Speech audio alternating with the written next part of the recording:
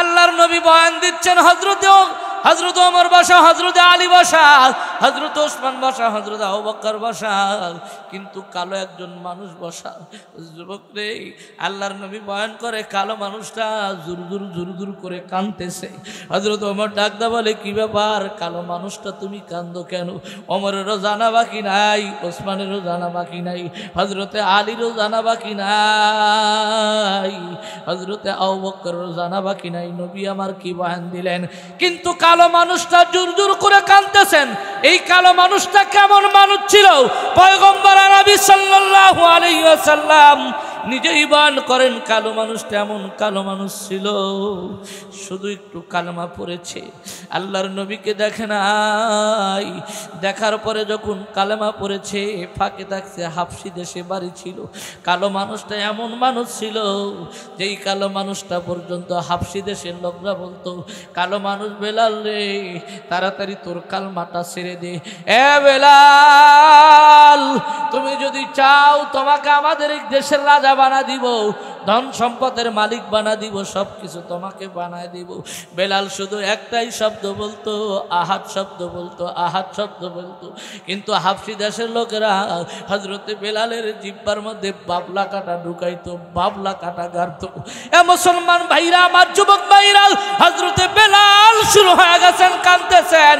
হযরতে বেলাল জোর করে কাঁদতেছেন। নবী আমার বলেন, বেলাল রে, আজকে যে বয়ান করলাম, এই বয়ান আবু বকর বুঝছে, ওসমান বুঝছে, আলী বুঝছে, হযরত ওমর রাদিয়াল্লাহু তাআলা আনহু বুঝেছে, চারজন সাহাবী বুঝেছে। বেলাল, তোমার অন্তরের মধ্যে এত হিট লাগলো কেন? আল্লাহর নবীর সাহাবী হযরত বেলাল ডাকতে বলে, পয়গম্বর, কেনই বা হিট লাগবে না? আপনার কি জানা নাই, হাবশি দেশের লোকজনটা বলতো, বেলাল জীবনে কোনোদিন বিয়ে করতে পারবো না।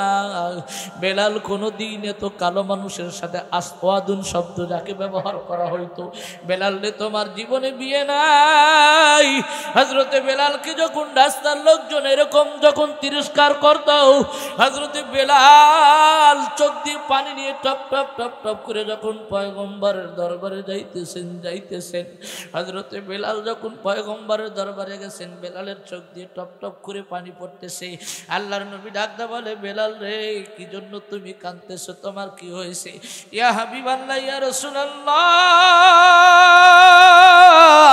যে ইসলামের জন্য আমাকে বাবলা কাটা ঢুকাইতো, যে ইসলামের জন্য আমার হাতের মধ্যে প্যারাক ঢুকাইতো, যে ইসলামের জন্য আমাকে পায়ের মধ্যে এক হাত পর্যন্ত প্যারাক বাইরে বাইরে ঢুকাইতো, শুধু ঢুকাইতো না, আবু জেহেলের একটা উট ছিল, ঘোড়া ছিল, উমাইয়াকে ডাকতে বলতো, উমাইয়া রে, ঘরের মধ্যে দেখো একটা রশি আছে, রশিটা নিয়ে আসো। বিশাল বড় একটা রশি নিয়ে আসা যখন উমাইয়ার আবু জেহেলের কাছে যখন আনতো, আবু জেহেল সুন্দর করে তার কর্মচারীদের বলতো, বেলালের হাত বাঁধতো। কেমন করে হাত বাঁধতো? যুবক রে, এই যে সামনে আসতেছে ঈদুল ফিতরের পরে ঈদুল আজহা, কোরবানির দিন দেখবেন গরুর সামনের দুইটা পা বাঁধে, এরপরে পিছনের দুইটা পা বাঁধে, সামনের পায়ের দড়ি আর পিছনের পায়ের দড়িটা, চারটা পাও যখন একত্রিত করা হয়, যুবক রে, চারটা পাও একত্রিত করে ওর মধ্যে একটা বাঁশ ঢুকা দেয়, অথবা ওই গরুর উপরে একটা চক দেয়, চক দেওয়ার পরে দুইজন দুই মোরা জাতি দেয়। ও বাপসি বাড়ার আমার যুবক যুবতীর দল, ওই গরুটা শুধু তোমাকে খাওয়ানোর জন্য এত কষ্ট দিচ্ছ, তুমি গোস্ত খাইবা। এরপরে গরুটা জবাই করিয়া কোনোদিন এক টুকরা গোস্ত তুমি পাগারে ফালাই দিলা না। গরুটা সুন্দর করিয়া জব করিয়া তুমি কি করো? এরপরে একজন যুবক, শক্তিশালী একটা যুবক উঠিয়া গরুর ধোরটা সুন্দর করিয়া টান দেয়া ধরে।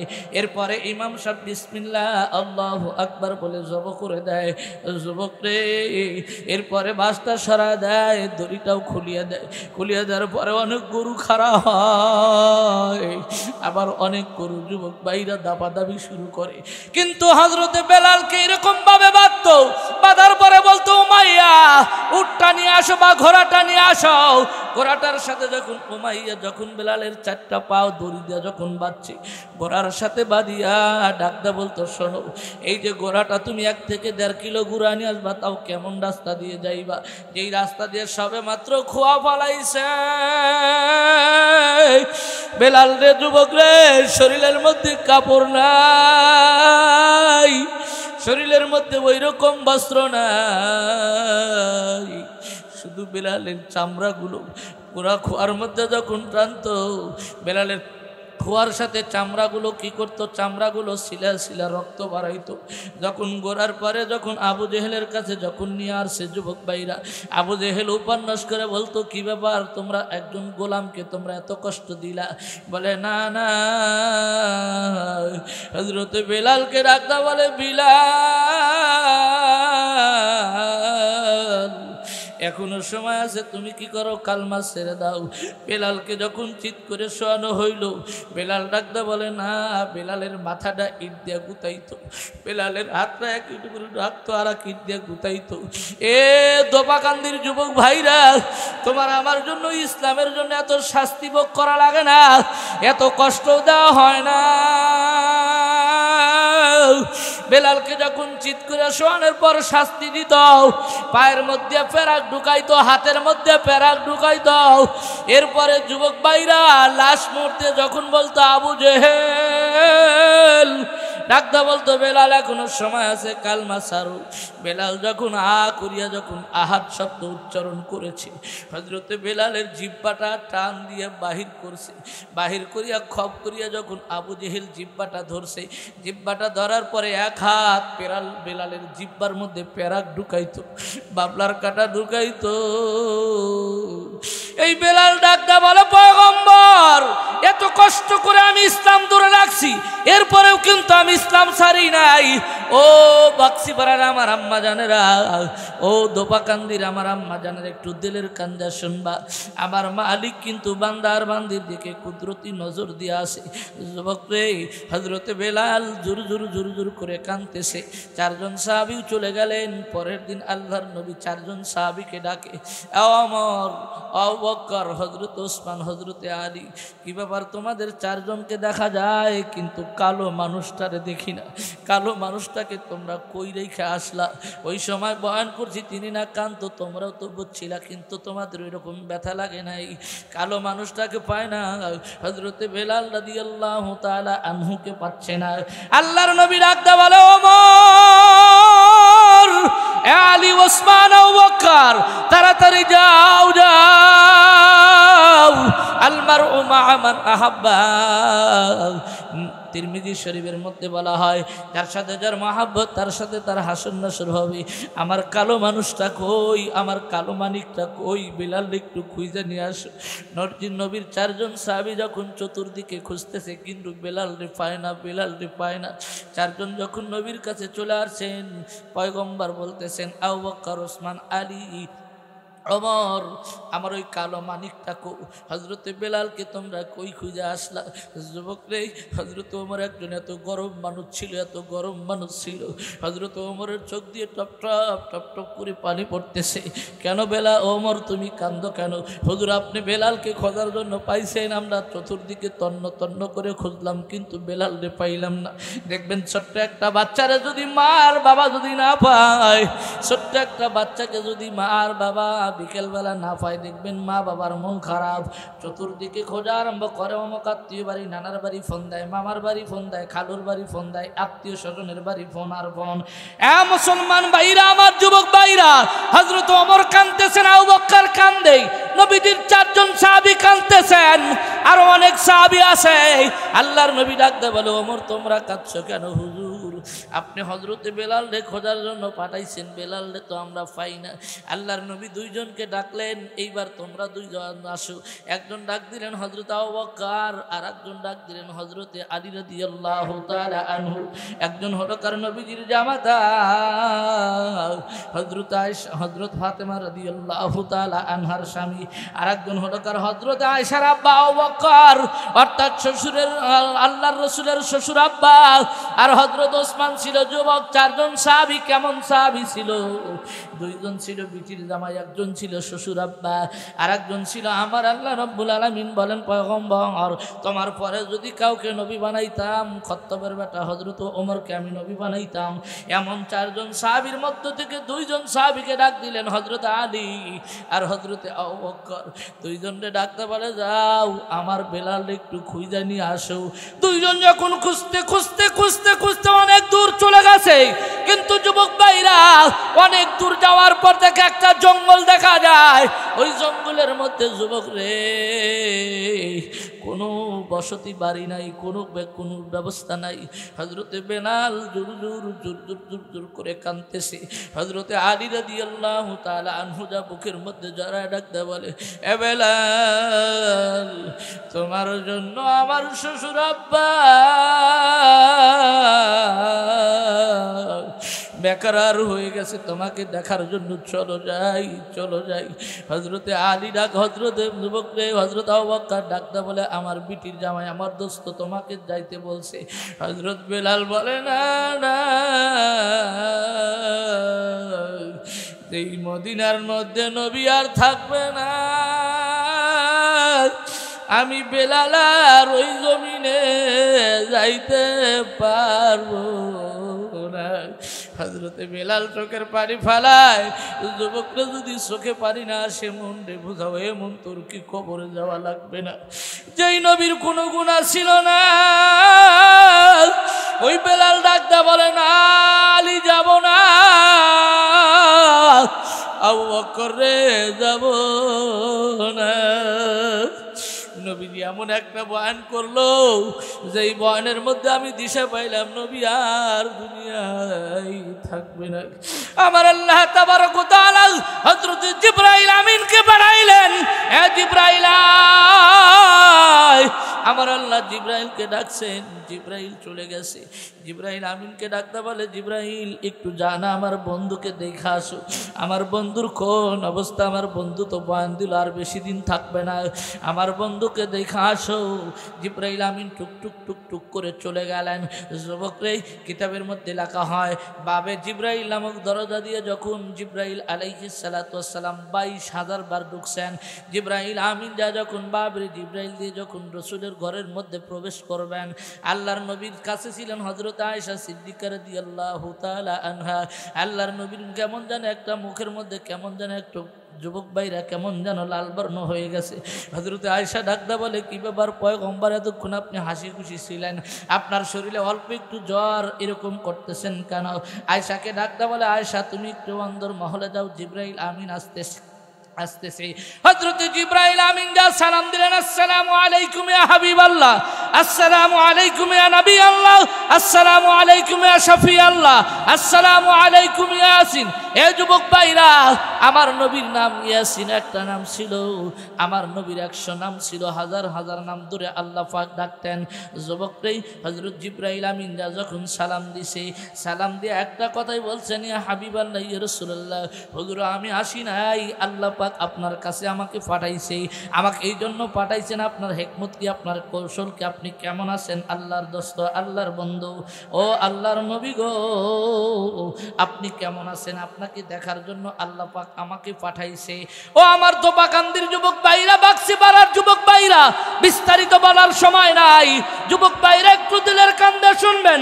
আল্লাহ তাবারক ওয়া তাআলা হযরত জিবরাইল আমিন যা যখন বলেছে আল্লাহর পয়গম্বর আপনি কেমন আছেন, আপনি কেমন আছেন, আল্লাহর পয়গম্বর একটু মনটা খারাপ করে ডাকদা বলে জিবরাইল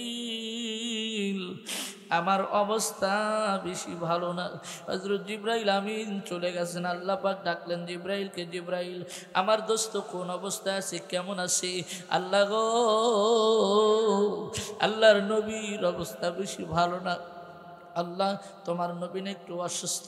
পরের দিন আবার পাঠা দিছে, আবার যা সালাম দিবা। পরের দিন আবার যখন সালাম দেয় আসসালামু আলাইকুম ইয়া নবী আল্লাহ, হুজুর আপনি কেমন আছেন? আল্লাহর রাসূল ডাকদা বলে জিবরাইল আজকে আমার একটু শরীর আরেকটু অবনতির দিকে, আরেকটু আমার শরীরে তীব্র জ্বর। আল্লাহ পাক রব্বুল আলামিন যখন জিবরাইল আলাইহিস সালাতু ওয়াস সালাম এই কথা বললে, এই কথা শুনে আবার চলে গেছেন। আমার আল্লাহ ডাকদা বলে জিবরাইল রে আমার দোস্তর কেমন অবস্থা, কি দেখে আসলা? আল্লাহ আপনার দোস্ত আর একটু জ্বর বেশি, আপনার দোস্তর শরীর ব্যথা। আবার তৃতীয় দিন আল্লাহ পাক রব্বে কারীম জিবরাইলকে ডাক দেয়া বলে, যাও আজকে একটু দেখে আসো আমার নবীর কোন অবস্থা। তৃতীয় দিন যখন আবার বাবে জিবরাইলটা ঢুকছেন, ঢোকার পরে ডাক দেয়া বলে, আসসালামু আলাইকুম ইয়া নবী আল্লাহ। এ যুবক ভাইরা, হুজুর আপনি কেমন আছেন? আল্লাহর হাবিব ডাক দেয়া বলে, আমার শরীর ভালো না। আবার চলে গেছেন। আল্লাহ পাক রব্বে কারীম ডাক দেয়া বলে, কি বাবা তুমি কেমন আছো, কোন অবস্থায় আছে আমার বন্ধু জানো কি না? বলে, আপনার দোস্ত আর একটু আজকে শরীর অবনতির দিকে।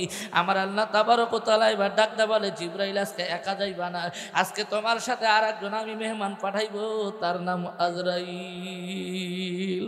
এ যুবক ভাইরা, হযরত আজরাইলকে ডাকলেন আল্লাহ পাক রব্বে কারীম ডাক দেয়া বলে, আজরাইল আজকে আমার জিবরাইলের সাথে দুইজনই যাইবা, যা আমার বন্ধুকে ভালো করে সালাম দিবা। দুইজনই যখন চলে যায়, আল্লাহ পাক আজরাইলকে ডাক দেয়, আজরাইল আসো একটু কথা শুনিয়া যাও। আজরাইল আলাইহিস সালাতু ওয়াস সালাম আল্লাহর কাছে যখন আবার গেলেন, আল্লাহ কানে কানে বইলা দেয়, আমার দোস্তকে বলবা আমার বন্ধু রে বলবা, আমার বন্ধু যদি তার উম্মত নিয়ে কিয়ামত পর্যন্ত হায়াত চায়, আমি তাকে হায়াত বাড়ায় দেব। আমার বন্ধু যদি সারা জীবন যদি দুনিয়ার মধ্যে বাঁচতে চায়, আমি তাকে দিব। তবে এই কথা কানে কানে বইল। আল্লাহর নবীর ঘরের মধ্যে যখন আজরাইল আর জিবরাইল ঢুকছে, নবীর আর বোঝা বাকি নাই। এই যে পরে চতুর্থ দিনে যেই লোকটা একবার যার বাড়িতে যায়, একবার যাকে জান কবজ করা হয়, মাত্র দুইজনের কাছে যায়, কিন্তু আজরাইল হার মানছেন। একজন হলো কার কালিমুল্লাহ মুসা আলাইহিস সালাম, দুই নাম্বার হলো কার মুহাম্মদুর রাসূলুল্লাহ সাল্লাল্লাহু আলাইহি ওয়াসাল্লাম। হযরতে বেলাল কিন্তু বিয়ে করতে পারতেছে না। খুতুবাতে জুলফিকার নকশবন্দি রাহমাতুল্লাহ আলাইহি একটা ঘটনা বলেন। বিস্তারিত বলার সময় হয়তো পাবো না, অল্প সময়ের মধ্যে যদি আজকের প্রধান বক্তা এসে যায়। এ আমার আম্মা জানরা, হযরত জিবরাইল আলাইহিস সালাতু ওয়াস সালাম আর হযরত আজরাইল আলাইহিস সালাতু ওয়াস সালাম, কিতাবের মধ্যে লেখা হয় দাহিয়াতুল কালবির সুরত নিয়ে যখন দুইজন ভিতরে ঢুকছে, নবীর আর বোঝা বাকি নাই। নবীকে ডাক দেয়া বলে, আল্লাহর পয়গম্বর আপনাকে নেওয়ার জন্য এসেছি, যদি আপনি থাকতে চান আল্লাহ পাক আপনার হায়াত বাড়ায় দিবে। কিন্তু আমার আল্লাহ তাবারক ওয়া তাআলা আজরাইলকে ডাকছে, আজরাইল আসো।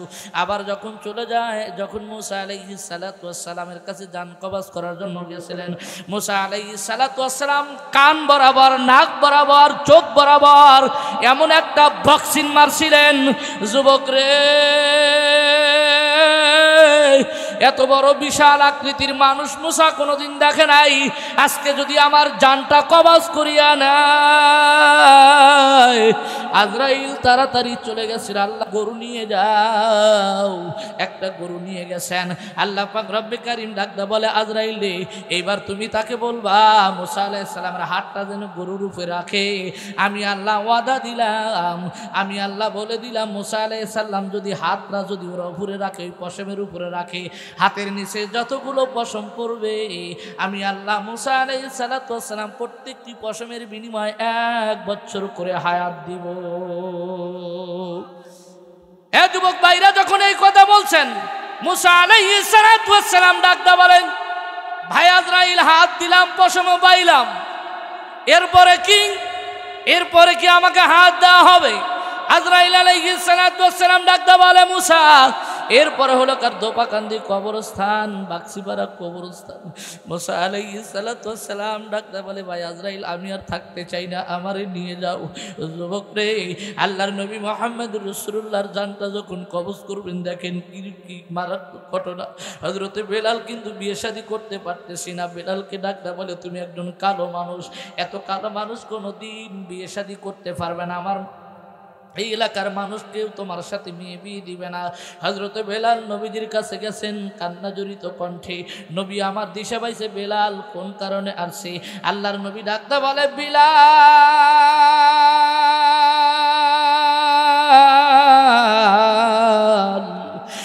কামারখন্দ হাট থেকে একটা কুলা নিয়ে আসবা। হযরতে বেলাল রাদিয়াল্লাহু তাআলা আনহু একটা কুলা নিয়ে পয়গম্বরের কাছে গেছেন।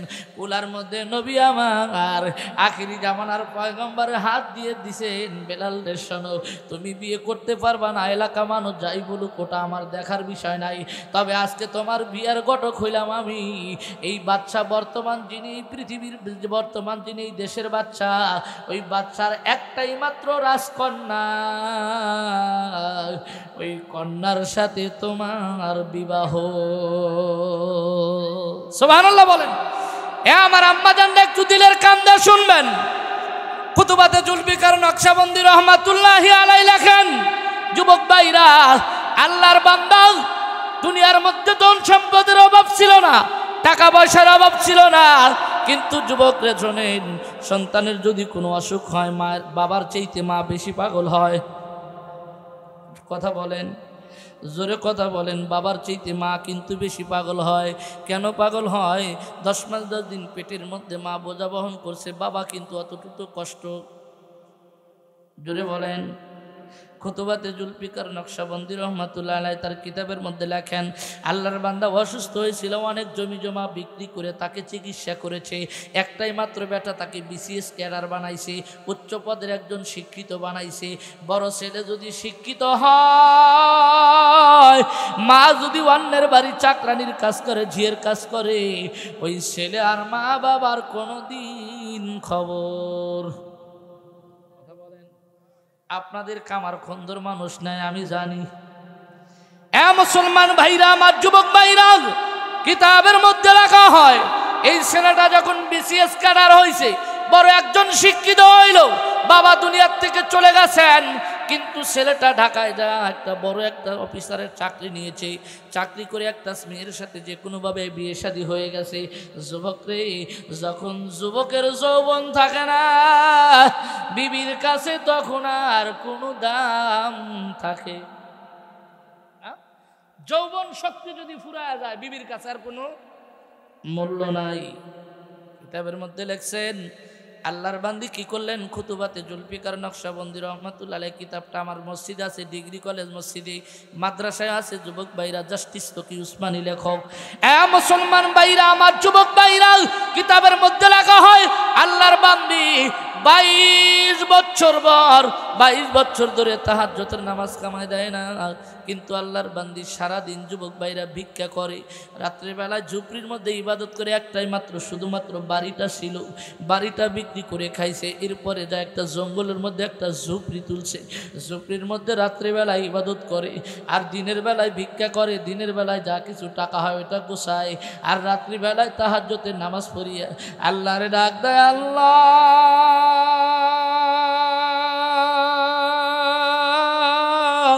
জানি না আমার মৃত্যু কোন সময় হবে, আমারও জানা নাই, তবে মাসলার মধ্যে ওলামায়ে কেরাম এই সমস্ত বয়ান করে, ভাবির কবরে নাকি ভাবির কবরে দেওয়ার নামাজ জায়েজ নাই, অন্য কোনো পুরুষ নামাজ জায়েজ নাই। আল্লাহ, আমার বেটার কামাই খাবার আশা নাই, আমার বেটার ঘর বাড়ির আশা নাই। আল্লাহ, আমি যদি মারা যাই, আমার বেটাটা আমাকে কবরে নামাবে, আমার বেটাটা আমার কবরের মধ্যে এক মুষ্টি মাটি দিবে। আল্লাহ, মেহেরবানি করে আমার বেটাকে একটু ফেরত দাও, আমার বেটাকে একটু ফেরত দাও। কিতাবের মধ্যে লেখা হয়, একদিন নয়, 2 দিন নাই, 22টা বছর এরকমভাবে কেটে গেছে। 22 বছর পরে যখন যুবকের যৌবন শক্তি ফুরায় গেছে, বৃদ্ধ হয়ে গেছে, তখন বিবি ডাকদা বলে, তুমি কামাই করো না, তোমার মতো স্বামীর দরকার নাই, তুমি বাড়িতে চলে যাও। বেটা বেটি বলে, আব্বু তুমি কামাই করো না, তোমাকে আর আমার এত পালা সম্ভব না, তুমি চলে যাও। যুবক রে, ও আমার দোবাকান্দির যুবক ভাইরা, তোদের হাতে ধরি পায়ে ধরি, মা বাবা কিন্তু বড় সম্পদ, মা বাবা কিন্তু জান্নাত, মা বাবা কিন্তু জান্নাত। বন্দুকের গুলি মেরে পারে, কিন্তু মা বাবার বদদুয়া মিট যায় না। এ যুবক ভাইরা, আল্লাহর বান্দি তাহাজ্জুদের নামাজ পড়িয়া দোয়া করে, আল্লাহ তুমি আমার বেটাকে ফেরত দাও, আল্লাহ তুমি আমার বেটাকে ফেরত দাও। আল্লাহর বান্দির দোয়া আল্লাহ পাক কবুল করেছেন। 22 বছর পর যখন যুবকটা একটু বৃদ্ধ হয়ে গেছে, শরীরের চামড়াগুলো যখন ঢিলে গেছে, আল্লাহর বান্দা টুকটুক করে যখন বাড়ির দিকে রওনা হয়, যখন গ্রামের বাড়িতে ঢুকছে, গ্রামের বাড়িতে যেই বাড়িতে আব্বাকে রাইখে গেছে, দেখে ওই ভিটাটা ঠিকই আছে, কিন্তু ভিটার মধ্যে আঙ্গুরের বাগান, বাগানের মধ্যে একটা যুবক একটা লাঠি নিয়ে বাগানটা পাহারা দিচ্ছে। যুবকটা যখন কাছে আসলো, ডাকদা বলে, যুবক এই বাগানটা কার, এই বাড়িটা কার? বলে এই বাড়িওয়ালা দুনিয়ায় নাই, বাড়িওয়ালার যিনি বিবি, ওই যে দেখো জঙ্গলের মধ্যে একটা ঝুপড়ি তুলছে, ওখানে ইবাদত করে, তাহাজ্জুদের নামাজ পড়ে, আমার জানা মতে শেষ রাত্রি যখন হয়, আমার জানা মতে ছেলের জন্য কাঁদতে কাঁদতে কাঁদতে কাঁদতে দুইটা চোখ অন্ধ বানাইছে। তুমি বলো কি? আল্লাহর বান্দা তখন পরিচয় দেয় না, ওই তখন ওই বাগানের যুবক ডাকদা বলে, এ আল্লাহর বান্দা, ওই মেয়ের ওই বুড়ির ছেলেকে যদি পাইতাম, তার আমি বাগানের মধ্যে তাকে পিটিয়ে নিষ্পেষিত করে দিতাম, তাকে পিটিয়ে আমি এখানে পুইতা রাখতাম। আল্লাহর বান্দা কোনো জবাব দেয় না। ডাক্তার বলে, শোনো, ওই যে আল্লাহর একটা বান্দি ওই ঝুপড়ির মধ্যে ইবাদত করে, দিনের বেলা ভিক্ষা করে, রাত্রিবেলায় শুধু কান্দে একটা বেটার জন্য। এই বেটাটা কোন জায়গায় থাকে? ও বাক্সিপাড়ার যুবক ভাইরা, ও দোপাকান্দিরা আমার মারা, এ দোপাকান্দির যুবক যুবতীর দল, ওই মা কার নাই, বাবা কার নাই। হযরতে বেলাল আল্লাহর নবীকে ডাকতে বলে, পয়গম্বর আপনি কি আমার সাথে ঠাট্টা করতেছেন? নবী আমার ডাকতে বলে, না ঠাট্টা করতেছি না বেলাল, এই বাদশা যেই বাড়িতে থাকে, বাদশার বাড়িতে যাইতে 7টা গেট পাড়ি দেওয়া লাগবে, 7টা গেট পাড়ি দেওয়ার পরে কিন্তু বাদশা নামদারের সাথে কথা বলতে পারবা। বেলাল যখন কুলাটা নিয়ে যায়, রাস্তা দিয়ে যায়, কুলা দিয়ে মিষ্কো আম্বরের চেয়েও বেশি বাসনা খায়। লোকজন ডাকদা বলে, বেলাল, হাই কুলার মধ্যে না নবীর হাতের ছাপ দেখা পাই। ওই সময় কলম ছিল না, নবী আমার আঙ্গুল দিয়ে লিখতো, সোনালী রঙের কালাল হয়ে যাইত। এ বেলাল, কুলাটা একটু দাও চুমা গো। আহ, এ যুবক ভাইরা একটু বোঝো, আল্লাহর নবীর কুলাটা দেখাই চুমা দিবে। লোকজন ডাকতে বলে, বেলাল তুমি একজন এত কালো মানুষ, কিন্তু বেলাল দেখো কুলার মধ্যে এমন একজন বাচ্চা নামদার রাজকন্যা, যার মতো সুন্দর পৃথিবীতে কোনো মেয়ে নাই, বর্তমান জামানায় এত সুন্দর মেয়ে আর নাই। বেলাল তুমি যেই বাড়িতে যাইবা, মাত্র 7টা গেট পাড়ি দেওয়া লাগবে। বেলাল যাইতে যাইতে যখন 1ম নাম্বার গেটে যখন চলে গেছে, 1ম নাম্বার গেট দারোয়ান ডাকদা বলে, বেলাল রে শোনো, তোমাকে যাইতে দিব না, তোমার পরিচয় কি? তোমার নামটি কালা একটা মানুষ, বেলালের নামও জানে না, কয় যাইতে দিব না। হযরতে বেলাল চোখের পানি ফানা ডাকদা বলে, ভাইজান একটু অনুমতি দেন, আমি একটু বাচ্চা নামদারের সাথে দেখা করব। আমার বাচ্চা নামদার এত কালো মানুষের সাথে দেখা করতে পারে না। যুবক রে, আল্লাহর কাছে যদি দামি হও, আল্লাহ চেহারা সুন্দর দেখে না, চেহারা কালো দেখে না, দেখে তোমার কলবটা ভালো আছে নাকি, তোমার কলবটা সুন্দর আছে নাকি। এই জন্য যুবক ভাইরা, আল্লাহর ওলিরা মাঝে মধ্যে কান্ত আর বলতো, বাবা তোমার গুনার খবর তুমি জানো, আমার গুনার খবর আমি জানি। কবর কিন্তু কাউরে ছাড়বে না। এমপি হইছো, মন্ত্রী হইছো, মিনিস্টার হইছো, তুমি মুফতি হইছো, মুহাদ্দিস হইছো, মিডিয়াওয়ালা হইছো, এটা কিন্তু দেখবে না। আমার আল্লাহ দেখবে শুধু আত্মশুদ্ধিওয়ালা কলব, আমার আল্লাহ দেখবে শুধু তোমার পরহেজগারি যুবক ভাইরা। হযরতে বেলাল কাঁদতেছে, ছোট্ট বাচ্চার মতো হাওমাও করে কাঁদে। গেট দারোয়ান তখন চিন্তা করে, কি বাবার এত বড় মানুষটা কান্দে, একটু অনুমতি দেই। 1ম নাম্বার গেট যখন পারি হইল যুবক ভাইরা, 2য় নাম্বার গেটে আর একটু শক্তিশালী যুবক দাঁড়ায় আছে। না, আমার বাচ্চা নামদার এত কালো মানুষের সাথে দেখা করতে পারে না। হযরতে বেলালের হাতের মধ্যে কুলা, নবী আমার লেখা দিছে, বাচ্চা নামদারের একটাই মাত্র রাজপুত্র, একটাই মাত্র কন্যা, ওই কন্যার সাথে তোমার বিবাহ হবে। এ দোপাকান্দির আম্মা জানেরা, দোপাকান্দির মা বোনেরা, ওই যে আল্লাহর বান্দা যুবক কিন্তু যাইতেছে মার কাছে। যুবক ভাইরা, মা কাঁদতে কাঁদতে কাঁদতে কাঁদতে চক্ষু দুটো বন্ধ হয়ে গেছে। একটা লাঠি হাতের মধ্যে না, কানার মতো এরকম টুক টুক টুক টুক করে দিনের বেলা চলে, কিন্তু রাত্রে বেলা ঘুমায় না। ও দোবা কান্দির মারা, ও দোবা কান্দির বাক্সি পাড়ার আমার মুরব্বী বাজানরা, ওই মা কার নাই আল্লাহর কাছে আজকে মাহফিলটা কবুল হয়ে গেছে। যেই মাহফিলের মধ্যে চোখের পানি ঝরে, ওই মাহফিলটা আল্লাহর কাছে কবুল হয়ে যায়। হযরতে বেলাল রাদিয়াল্লাহু তাআলা নূর কাছে বাচ্চা নামদার আছে, বাচ্চা নামদারকে ডাকতে বলে, বাচ্চা নামদার আপনার কাছে একটা প্রস্তাব নিয়ে আসলাম। বলে কি প্রস্তাব নিয়ে আসছো? বলে ফুলাটা দেখেন। বাচ্চা নামদার একটাই আপনার কন্যা, আপনার কন্যার সাথে আমাকে বিয়ে দিবেন না? বলে না। বলে আপনার বলা লাগবে না, একটু আপনার কন্যাকে যা বলেন। যুবক রে, আল্লাহর বান্দা বাচ্চা নামদার যখন তার মেয়েকে ডাকতে বলছে, মেয়েরে একটা ছেলে আছে কালো মানুষ তোমাকে বিয়ে করতে চায়, আমি তো তার সাথে বিয়ে দিব না। বাচ্চা নামদারের মেয়ে ডাকতে বলে, বাবা ওই লোকটা কি চেনেন? ওই লোকটার ঘটক যিনি, তিনার নাম মুহাম্মাদুর রাসূলুল্লাহ